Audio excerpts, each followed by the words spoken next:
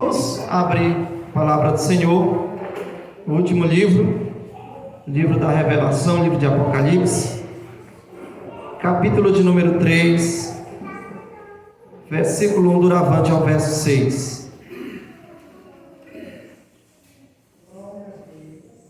Apocalipse, capítulo 3, verso 1 doravante ao verso 6, aonde o cabeçalho, ou epígrafe, fala: a quinta carta à igreja de Sardes.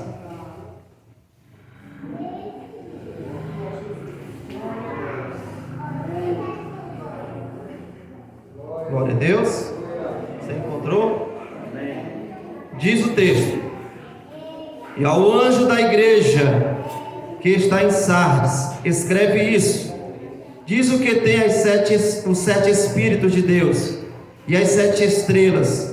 Eu sei as tuas obras, que tens nome de que vives e estás morto. Sê vigilante e confirma o restante, que estava para morrer, porque não achei as tuas obras perfeitas diante de Deus. Lembra-te, pois, do que tens recebido e ouvido, e guarda-o, e arrepende-te. Se não vigiares, virei sobre ti como um ladrão, e não saberás que horas sobre ti virei. Mas também tens em Sardes algumas pessoas que não contaminaram suas vestes, e comigo andarão de branco, porquanto são dignas disso. Ao vencedor será vestido de vestes brancas, e de maneira nenhuma riscarei seu nome do livro da vida, e confessarei o seu nome diante de meu Pai e diante dos seus anjos. Quem tem ouvidos, ouça o que o Espírito diz às igrejas. Amém? Quero essa noite falar sobre o tema reavivamento espiritual, uma necessidade vital.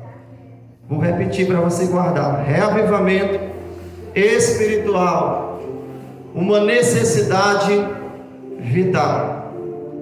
Para compreendermos a mensagem de Jesus, a qual seu servo João recebeu na ilha de Pátmos, a mensagem de Jesus às 7 igrejas, é necessário conhecermos a história das 7 cidades da Ásia Menor.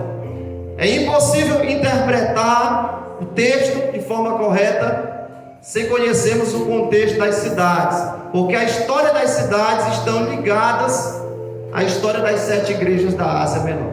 Então convido você a apertar o cinto e fazer uma viagem comigo ao passado. Vamos conhecer um pouco acerca da cidade de Sardes, para entendermos a mensagem que Jesus tem, não só para a igreja de Sardes, mas para a nossa vida, para a nossa edificação. A cidade de Sardes, ela foi considerada capital da região da Lídia no século 7 a.C. Essa cidade, ela tinha como principal fonte de renda a fabricação de tecidos, de roupas, pois eles guardavam, eles coletavam lãs tingidas e usavam aquelas lãs para fabricar vestes, roupas. Agora podemos entender o que Jesus está querendo dizer no verso 5: ao que vencer será vestido de vestes brancas.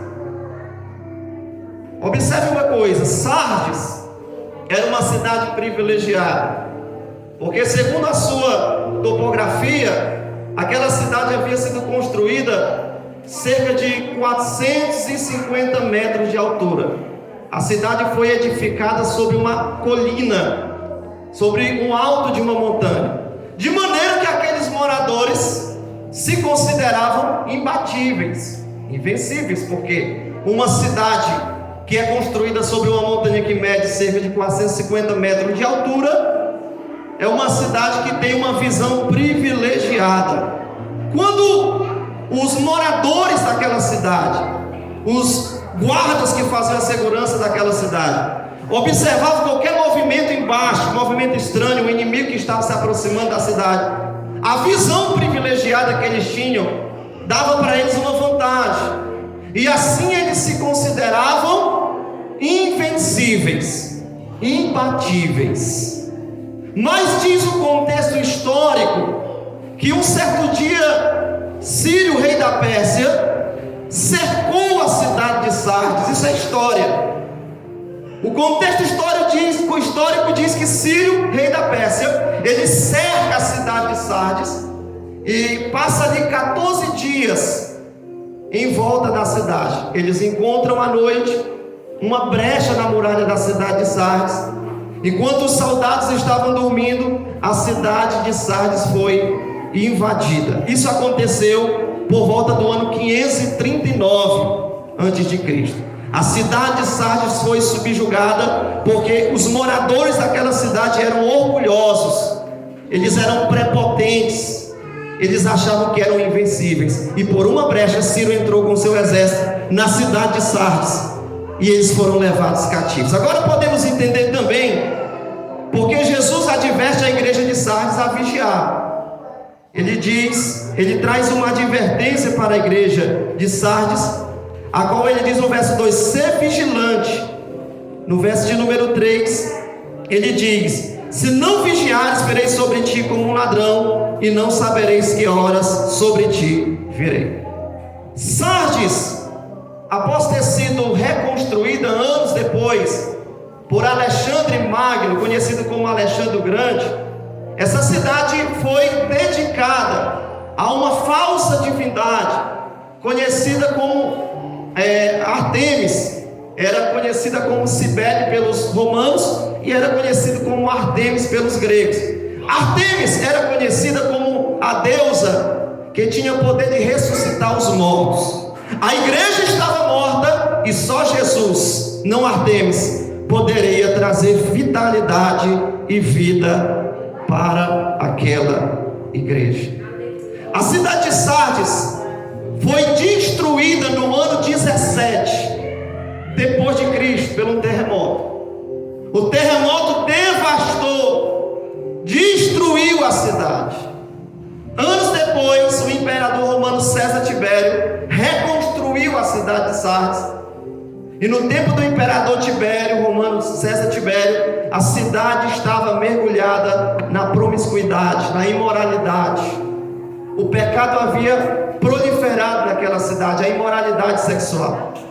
E a igreja que residia naquela cidade, ao invés de ser sal, ao invés de ser luz, a igreja também estava sendo influenciada pelo pecado. Anos depois, então, agora Jesus, através de João, envia uma carta ao anjo da igreja, ao mensageiro da igreja, para que ele transmitisse a toda a igreja. E Jesus aqui traz para essa igreja uma advertência que serve para mim e para você como advertência, porque Jesus aqui, no capítulo de número 3 e o versículo de número 1 diz assim, na parte B: eu sei as tuas obras, que tem nomes que vives e estás morto. A igreja tinha fama quem estava vivo, mas a realidade era outra. A igreja estava morta. Eu não sei qual é o seu conceito de uma igreja viva. Talvez para mim, para você, naquele tempo Sardes seria uma igreja avivada, mas não era a realidade, porque nem tudo aquilo que parece diante dos homens é o que é diante dos olhos de Jesus. O diagnóstico de Jesus é diferente do diagnóstico dos homens. A igreja tinha fama quem estava viva, mas Jesus repreende aquela igreja e diz: eu sei as tuas obras. Capítulo de número 3, versículo 2: que tens nome, na tradução da Revista Atualizada de Almeida, que tens fama de que vives, mas está morto. Irmãos, nós temos aqui uma advertência, não só para a igreja de Sardes, porque esse livro não é um livro apenas para nos trazer informações, Esse é um livro que se aplica à nossa vida hoje. Temos que tomar cuidado para não cairmos no perigo de vivermos uma vida superficial. Temos que tomar cuidado para que a nossa vida cristã não se torne uma vida de aparência. Não adianta pular, não adianta falar em línguas, não adianta sapatear, não adianta profetizar, não adianta ter todos os dons espirituais, se nós não estivermos ligados à videira verdadeira. Quando é que o ramo tem vida? Quando é que o ramo tem vitalidade? Quando o ramo está ligado à videira. A igreja tinha fama, a igreja tinha nome, a igreja tinha aparência, mas a igreja estava sem vitalidade. Quantas pessoas fazem parte de uma denominação? Quantas pessoas têm um nome no rol da igreja como membros, mas não têm o seu nome escritos no livro da vida? Quantas pessoas que nasceram na igreja tiveram a oportunidade de ter pais evangélicos, crentes, mas não se dedicaram, não abraçaram a oportunidade e ainda não tiveram um encontro real com Jesus?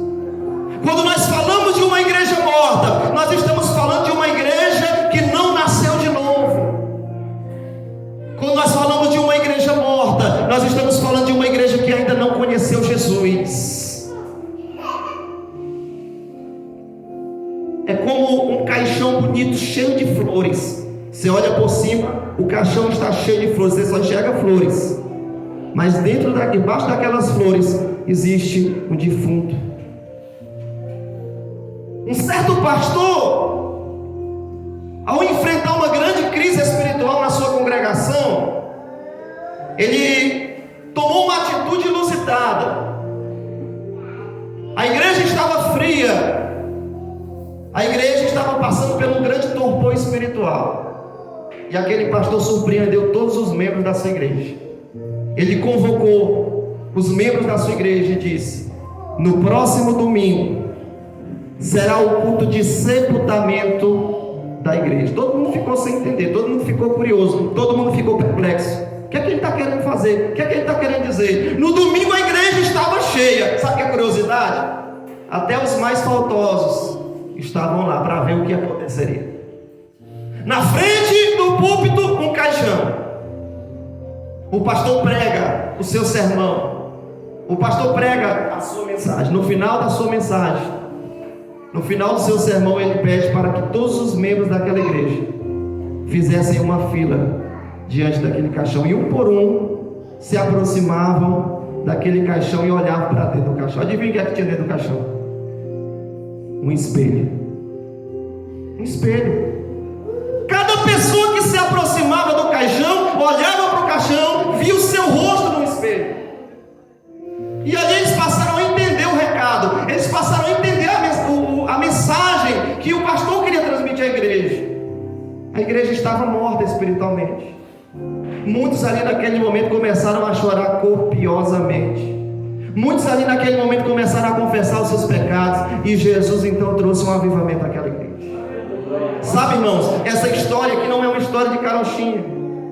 Essa história não é uma história ilustrativa apenas para nos trazer informação. Essa história se aplica à nossa vida hoje. Temos que tomar cuidado. Temos que fazer uma avaliação da nossa vida. Não avaliar a vida do seu irmão, mas avaliar a sua vida. Cada um examine-se a si mesmo. Por que o reavivamento é uma necessidade vital? Primeiro, o reavivamento é uma necessidade vital quando na congregação, na comunidade, na igreja, existem pessoas que têm aparência que estão vivos, mas estão mortos. Não confunda avivamento com um púlpito cheio de luzes. Não confunda avivamento com uma igreja pintada de preto as paredes e pessoas pulando num estado ali de êxtase emocional. Não confunda. reavivamento é despertar, reavivamento é acordar, reavivamento é cair em si, reavivamento é se arrepender dos seus pecados, reavivamento é rever os seus conceitos e voltar ao primeiro amor. Segundo lugar, o reavivamento espiritual é uma necessidade vital. Quando na congregação existem pessoas que estão na UTI espiritual. Que diz o versículo de número 2: ser vigilante e confirma o restante que estava para morrer. Somente a parte A do verso 2. Na tradução da revista atualizada de Almeida: ser vigilante e consolida o restante que estava para morrer. Havia na igreja de Sardes o grupo daqueles que já haviam morrido, o grupo dos não convertidos. Havia o grupo daqueles que eram convertidos, mas estavam doentes, estavam na UTI espiritual. Ele diz: ser vigilante e confirma o restante que está para morrer. Sabe uma pessoa que está em estado de coma? Você já viu alguém em estado de coma? Você já teve a oportunidade de entrar numa UTI? Acho que não, né? Que não deixa. Mas a pessoa que está em coma é uma pessoa que está naquele momento com as suas faculdades totalmente desligadas. Eu acho que a única faculdade, o único sentido da pessoa que está em coma é a sua audição. Ela só escuta, mas ela não vê, ela não pode se comunicar, porque ela está em uma situação totalmente deplorável. Na igreja de Sardes havia um grupo de pessoas que estavam prestes a morrer, e Jesus disse para a igreja: ser vigilante e confirma ou consolida. Algumas traduções, como a tradução da linguagem de hoje, desperta o que está para morrer. Então, o reavivamento espiritual é necessário quando há pessoas doentes na igreja. Há pessoas que estão em uma espécie de UTI espiritual. Há pessoas que já não têm vontade de orar.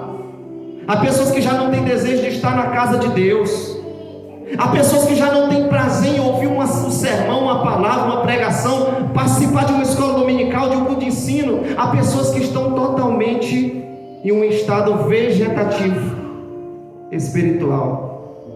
E o reavivamento é necessário, porque quando o reavivamento vem, quando a presença do Espírito Santo vem, quando o poder do Espírito Santo vem, aquele que está doente é curado. Você pode estar fraco, você pode estar sem vigor, você pode estar sem forças, mas o profeta Isaías diz que ele dá força ao cansado e renova as forças daquele que não tem nenhum vigor. Você pode entrar aqui essa noite em um estado vegetativo espiritual, mas Jesus está aqui com o remédio do céu, com o bálsamo do céu, com a presença do Espírito Santo para te levantar, para te reanimar, para te restaurar, para te curar.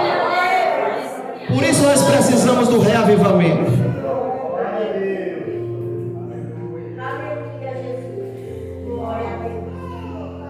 Mas o reavivamento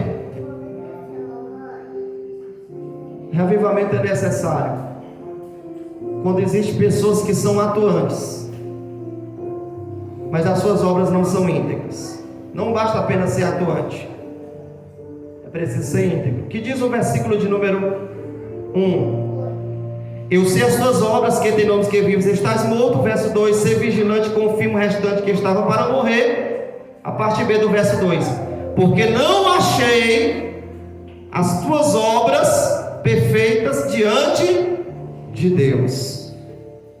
Ser dinâmico não é suficiente.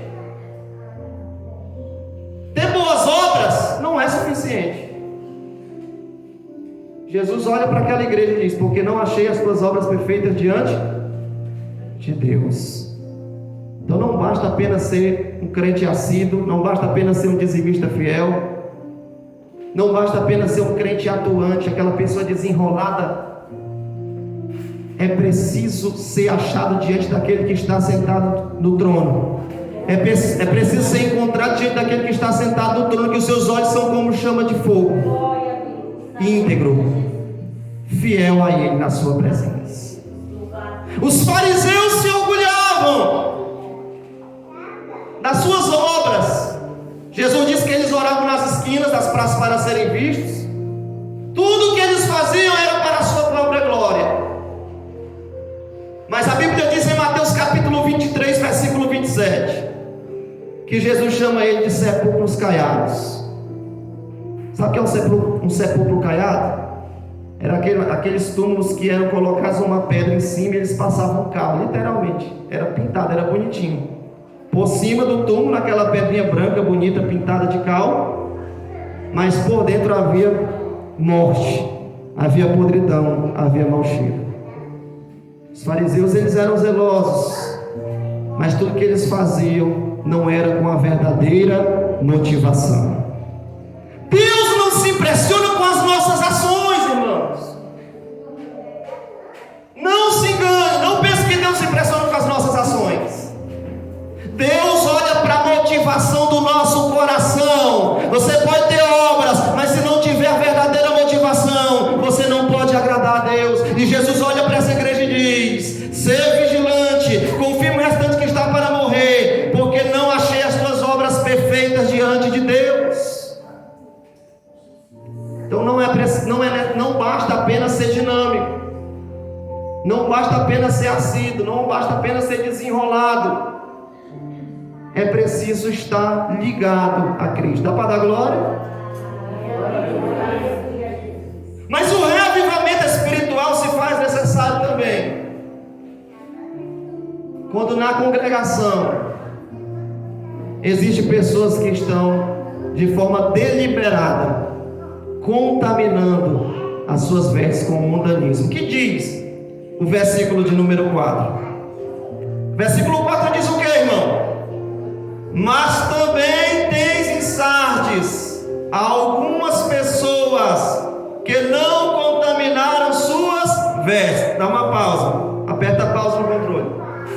Mas também tens em Sardes algumas, não é todas, algumas, não todas, algumas pessoas que não contaminaram as suas vestes. Então, se existe apenas algumas, significa que havia aqueles que estavam com as suas vestes sujas. Por isso o versículo 4 não diz: mas também em Sardes tenho todos, mas alguns. O reavivamento espiritual se faz necessário quando na congregação existem pessoas que estão deliberadamente sujando as suas vestes espirituais com o pecado.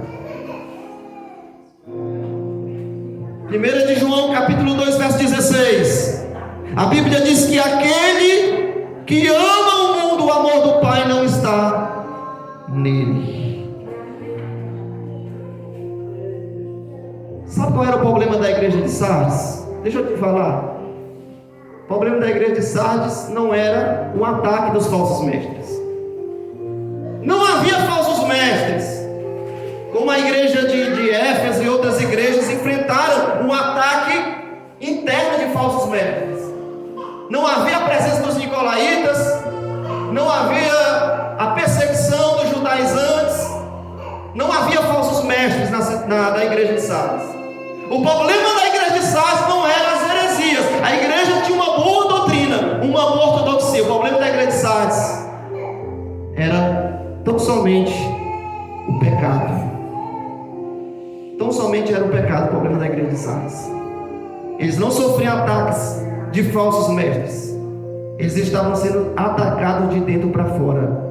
Havia pessoas que estavam contaminando as suas vestes com o pecado. Irmão, não existe nada mais prejudicial na minha vida, na tua vida, do que a palavra pecado. O pecado adoece uma igreja, o pecado mata, o pecado tira a vitalidade espiritual, o pecado rouba a tua força, a vontade de ler, a tua vontade de orar. Quem está em pecado não tem desejo de ler, de orar, de buscar a Deus, irmão. Se você vê uma pessoa que sempre está que nem capô, dizendo: eu estou fraco, pode desconfiar, tem alguma coisa errada. Porque a única coisa que pode enfraquecer o crente se chama pecado. Se você romper com o pecado, se você se afastar das coisas do mundo, é impossível você não sentir vontade de estar na casa de Deus, na presença de Deus, buscando a unção do Espírito Santo de Deus. Então vamos fazer aqui uma avaliação. Na igreja tinha aqueles que tinham fama de vivos, mas estavam mortos, primeiro grupo. Na igreja havia aqueles que estavam na UTI espiritual, segundo grupo. Na igreja havia aqueles que eram atuantes, mas não eram íntegros, terceiro grupo. Na igreja havia aqueles que estavam deliberadamente sujando as suas vestes com o mundo. Será que não tem ninguém bom nessa igreja, pastor? Calma. Olha o que diz o verso 4. Tem sim, que diz o verso 4. Mas também tens em Sardes algumas pessoas que não contaminaram suas vestes, e comigo andarão de branco, porquanto são dignos disso.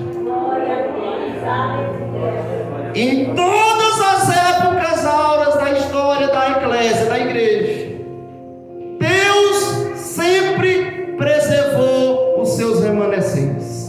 Nós aprendemos na quinta-feira que Deus ali, quando Israel estava sendo bombardeado pela idolatria, Deus tinha 7.000 homens que não tinham se curvado diante de Baal. Sempre haverá um grupo de remanescentes na igreja. Por mais que a apostasia venha, por mais que a frieza espiritual venha, sempre Deus vai conservar uma minoria de crentes fiéis, que não se dobram do pecado, que não negociam a presença do Espírito Santo de Deus com o mundo, que não abre mão da comunhão com Jesus. Sabe por que naquela igreja havia um grupo de pessoas fiéis que não contaminaram suas vestes? Sabe por quê? Porque quem é fiel, para ser fiel, não precisa se excluir dos outros. Ele é fiel onde ele estiver.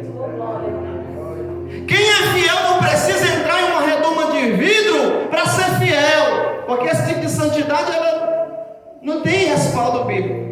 Eu sou santo, eu não vou me comunicar com aquela pessoa porque ela é pecadora, eu não vou participar daquele almoço que eu recebi porque eles são pecadores, eu sou santo demais. Não, quem é santo aonde ele está, ele faz a diferença. Ele não é contaminado, ele não é influenciado, ele influencia. O crente remanescente e fiel, ele é como óleo. Ele pode estar na água, mas não se mistura com a água. Ele pode estar no mundo, mas ele não é do mundo. Ele pode estar na Babilônia, como aqueles 3 jovens, mas ele não perde os seus valores e princípios morais e o temor por Deus, porque quem é remanescente de Deus, ele faz a diferença aonde ele vai. Então faça a diferença na sua família, então faça a diferença na faculdade, então faça a diferença no seu trabalho, então faça a diferença na escola que você estuda. Faça a diferença, porque você é remanescente. Quem te olha assim para essa história, pô, só tem gente infiel, mas tinha os remanescentes. Calma. Quando Jesus voltar, ele não vai arrebatar, não vai tirar uma igreja do mundo. Escute isso. Quando Jesus voltar, ele não vai tirar apenas uma igreja do mundo. Quando Jesus voltar, ele vai tirar uma igreja de dentro de uma igreja. Lembrei agora das palavras do pastor Cisino antes de morrer.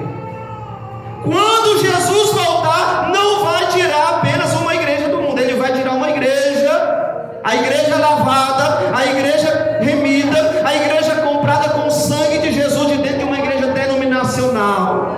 Haverá uma triagem, haverá uma peneira. Aleluia. Naquele dia vereis a diferença de quem serve a Deus e quem não serve a Deus. Diante dessa verdade, como é que eu posso buscar? Quais são os imperativos aqui que Jesus dá para o anjo da igreja e para a igreja, para que eles pudessem então ter um verdadeiro reavivamento? Primeira coisa que você precisa entender, que nós precisamos entender, para que o reavivamento aconteça, é necessário voltarmos a termos apreço pela palavra de Deus. Eu quero que você olhe para o versículo 3, que diz o verso 3: lembra-te, pois, do que tens recebido e ouvido, e guarda. Apenas por enquanto a parte A. É impossível um reavivamento espiritual se não tiver Bíblia. É impossível um reavivamento espiritual se não tiver pregação fiel da Bíblia. Primeiro passo para um reavivamento espiritual: lembre-se do que vocês receberam. Sabe que tem gente que parece que tem um depósito furado, ele recebe, mas quando termina o culto ele não lembra mais de nada do que ele ouviu. Parece que tudo foi derramado, parece um saquetel furado. É preciso lembrar da palavra de Deus, é preciso voltar à palavra de Deus. Lembre-te do que tem recebido e guarda. Salmo 119, versículo 11: guardei a tua palavra no meu coração, para não pecar contra ti. Irmão, se você quer avivamento, esteja com os ouvidos aguçados para ouvir a palavra de Deus, porque somente a palavra de Deus pode trazer o verdadeiro e genuíno avivamento. Temos visto muito movimento, mas não temos visto pouco avivamento, porque toda manifestação espiritual que não é gerada pela pregação fiel das Escrituras não passa de mera emoção, mero movimento. O que é que Jesus está dizendo para essa igreja? Lembra-te, pois, do que recebeu e guarda. Você recebe, você está recebendo a palavra de Deus, você está recebendo a preciosa semente. Agora tome cuidado com o que você vai fazer com essa semente. Guarda essa semente no teu coração. A Bíblia diz que Gideão estava malhando trigo no lagar. E quem conhece a cultura judaica sabe que lagar não é lugar de malhar trigo, porque lagar era onde pisavam as uvas. Mas por que Gideão estava malhando trigo no lagar? Porque os medianitas estavam roubando o trigo e cereais. E quando Gideão coloca trigo no lagar, Gideão está dizendo: ninguém vai roubar aquilo que é meu, ninguém vai roubar aquilo que eu recebi, ninguém vai tirar de mim um precioso trigo, ninguém vai tirar aquilo que me mantém de pé, ninguém vai tirar de mim aquilo que me fortifica. Aleluia. Eu quero dizer para você que em tempos de crise espiritual, em tempos de frieza espiritual, Deus vai te dar estratégia para não perder a preciosa semente. O que você está recebendo hoje, o que você tem recebido, guarda. Lembra-te do que recebeu e guarda. Terminar o culto, eu vou perguntar para alguém: irmão, o que foi que eu preguei? Qual foi o capítulo? Vamos ver se nós estamos ligados mesmo, que está sendo ensinado. Terceiro ponto, segundo ponto, aliás. Primeiro, volta a palavra. Segundo, arrependimento. Lembra-te do que tem recebido, guarda e arrepende. Irmão, arrependimento. É arrependimento mesmo, sabe? Sabe o que é arrependimento? É arrependimento. Mas não é remorso, porque às vezes a gente confunde remorso com arrependimento. O remorso nos coloca dentro de um ciclo. Sabe o que é um ciclo? Você parece estar dando voltas. O remorso é quando você peca e você chora, você se entristece, mas depois você volta a praticar de novo. Arrepender é deixar. Arrepender é romper com o erro. Arrepender é romper com o pecado. Arrepender é se distanciar do pecado. Então, em nome de Jesus Cristo, não fique preso a um ciclo de remorso, mas em nome de Jesus, se necessário for, arrependa-se, porque o Pai está aqui para te perdoar, aleluia, para renovar as tuas forças. Terceiro passo para o reavivamento é entender que aquele que fala com a igreja de Sardes, aquele que fala com você essa noite, comigo, é aquele que tem nas suas mãos a plenitude do Espírito. O verso 1 diz assim: ao anjo da igreja que está em Sardes, escreve isso: diz o que tem os 7 Espíritos de Deus. Pastor, quantos Espíritos é mesmo? É 7? É. Número 7 aqui fala da totalidade, fala da plenitude. Só Jesus pode trazer o reavivamento à igreja. Eu não posso, irmão, eu estou só pregando, mas quem faz é Ele. Sabe por quê? Porque Jesus é aquele que tem a plenitude do Espírito Santo de Deus. João Batista em Mateus capítulo 13, aliás, Mateus capítulo 3, correção, versículo 11 diz: olha, eu vos batizo com água para o arrependimento, mas aquele que vem depois de mim é mais forte do que eu, e eu não sou digno nem sequer de carregar suas sandálias. Ele vos batizará com o Espírito Santo e com fogo. Aleluia. Quem vai fazer essa obra na tua vida é Jesus. Quem vai te encher do Espírito Santo é Jesus. A igreja só pode cumprir o papel da grande comissão quando a igreja está na unção do Espírito Santo de Deus. A Bíblia diz em Atos capítulo 1, versículo 8: e recebereis virtude ao vir sobre vós o Espírito Santo, e ser-me-eis testemunhas na Judéia, em Samaria, em todos os confins da terra. Aleluia. Nós só iremos conseguir cumprir esse papel, só iremos conseguir cumprir essa missão se nós recebermos a plenitude do Espírito Santo. Aquele que fala com você, aquele que fala com a igreja de Sardes, é aquele que tem nas suas mãos o 7 Espírito de Deus. Ele tem a plenitude do Espírito Santo de Deus. Eu não posso fazer nada por você, mas Ele pode te batizar essa noite, Ele pode te renovar essa noite, Ele pode te levantar essa noite, Ele pode te restaurar essa noite, Ele pode te curar essa noite. Ele tem a plenitude do Espírito.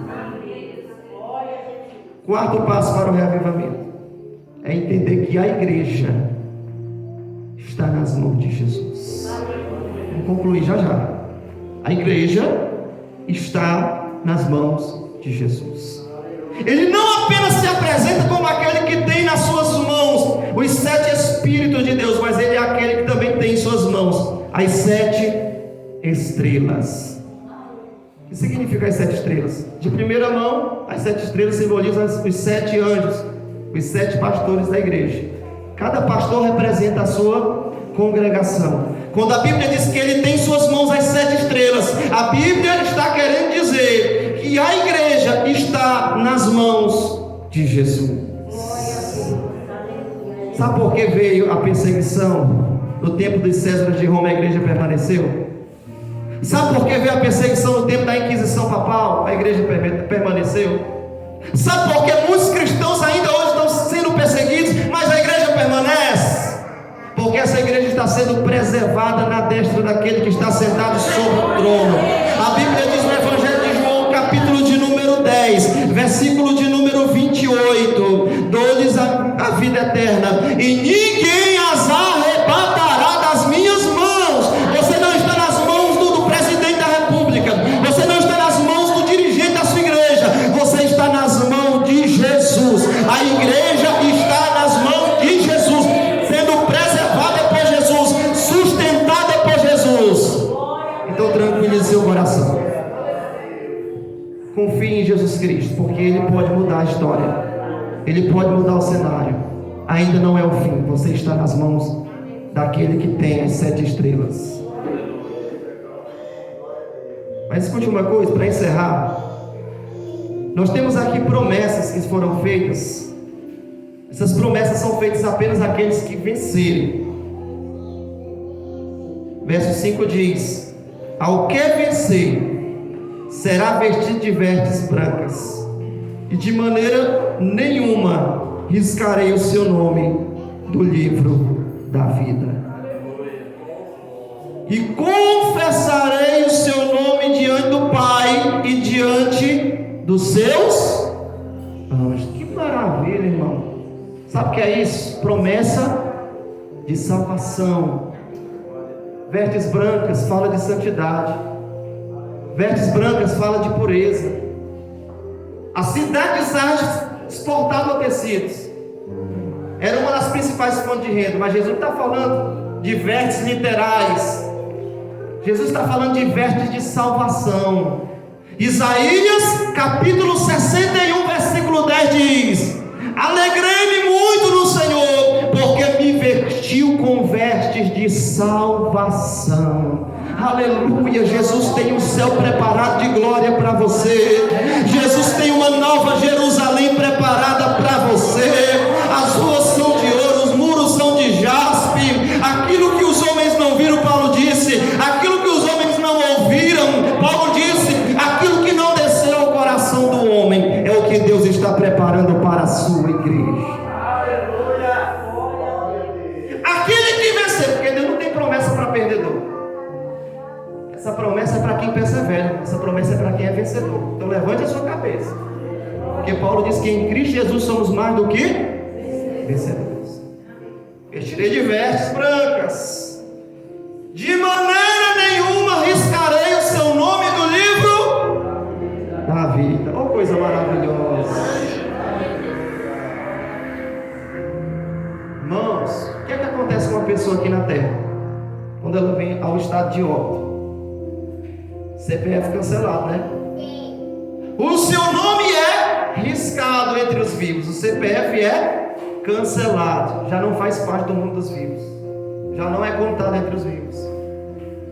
Jesus está dizendo para essa igreja: ao que vencer, de maneira nenhuma eu riscarei o seu nome do livro da vida. Sabe o que ele está querendo dizer aqui? Simplificando para você entender: de maneira nenhuma você será excluído. De maneira nenhuma você será deixado de lado. De maneira nenhuma você será cortado. Seu nome estará escrito no livro da vida.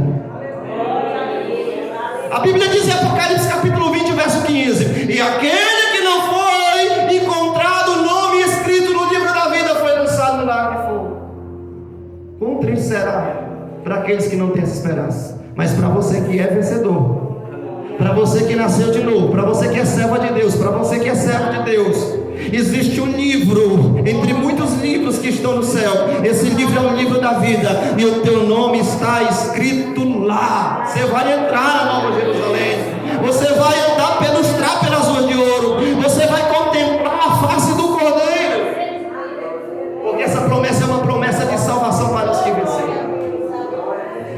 E ele diz: e confessarei o seu nome diante de meu Pai e diante dos santos. Que maravilha! Quantas vezes fecharam a porta para você? Quantas vezes alguém disse não para você? Quantas vezes você se deparou com uma porta fechada?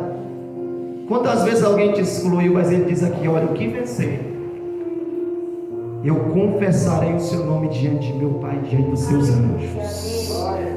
Você vai ser acolhido.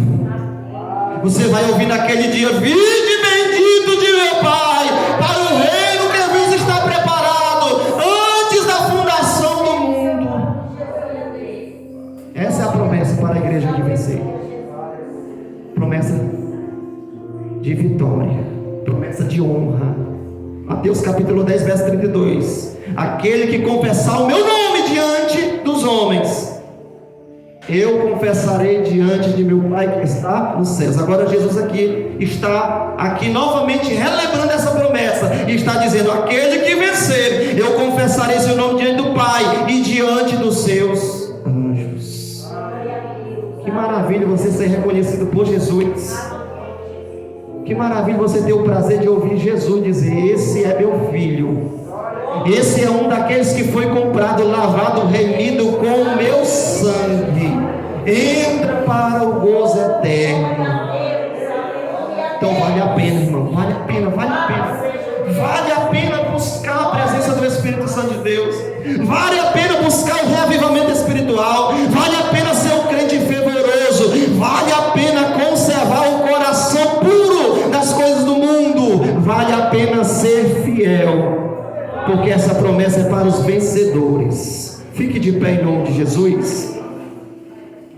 Concluímos esse sermão com o último versículo que diz: quem tem ouvidos ouça o que o Espírito diz às igrejas. Você tem ouvido aí, irmão? Então guarde essa palavra no teu coração em nome de Jesus. Quero chamar o irmão Emes para louvar o Senhor. Vamos fazer uma oração onde fazemos a leitura.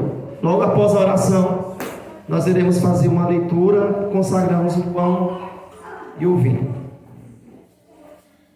Há alguém no nosso meio essa noite que está enfrentando uma crise espiritual, alguém que está se sentindo fraco, alguém que já perdeu as forças. Você veio hoje quase que mancando, quase que arrastado.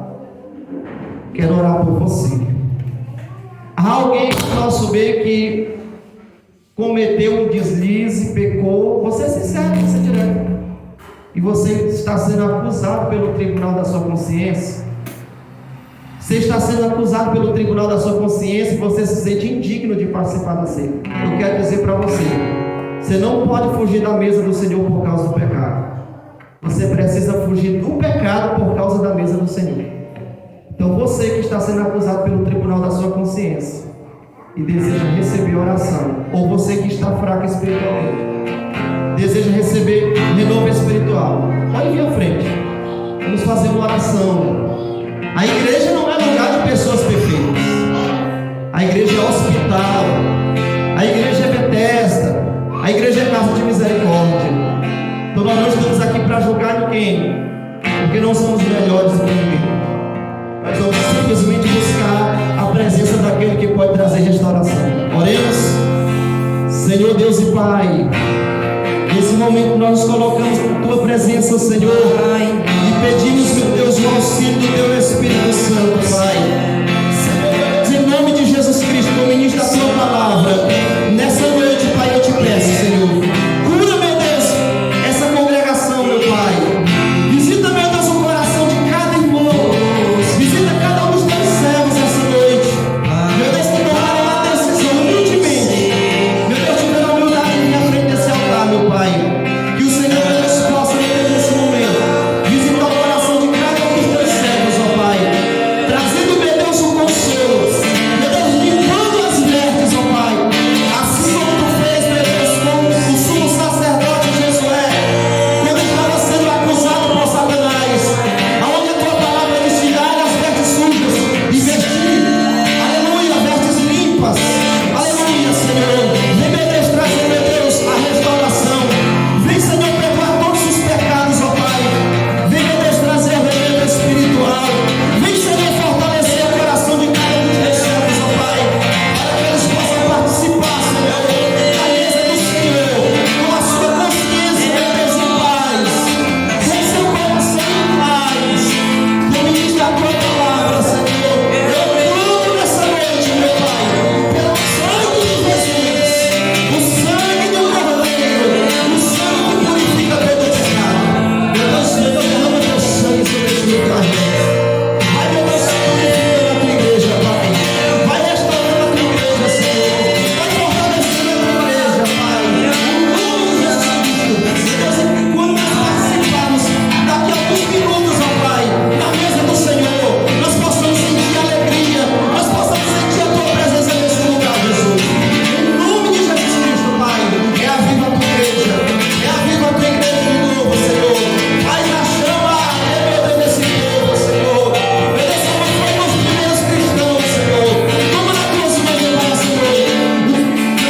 Toma na Tua mão, filho, Pai. Meu Deus, eu te peço, Senhor, em prol da vida de cada um dos Teus servos, ó Pai. Em nome de Jesus Cristo, todas essas bênçãos nós te pedimos e nós te agradecemos em nome de Jesus. Volte para a sua cadeira em paz, porque o sangue de Jesus nos purifica de todo. Volte em paz. Glória a Deus.